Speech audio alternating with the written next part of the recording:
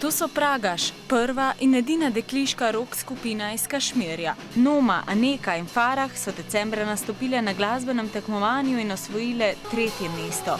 Posnetke je objavila ena od indijskih televizij, nato pa so se razširili še po spletnih medijih. Razprave o primernosti njihovega nastopa so razdelile indijsko javnost.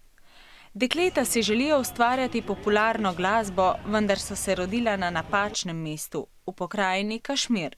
To je politično nemirna dežela, ki leži na severovzhodu Indije.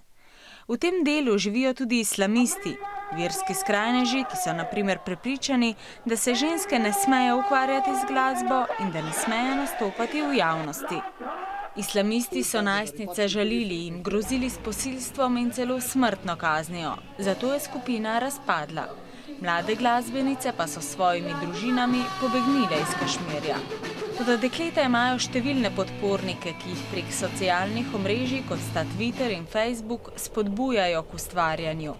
Javno pa so jih podprli tudi nekateri politiki in popularni indijski glasbeniki, ki zagovarjajo svobodo izražanja.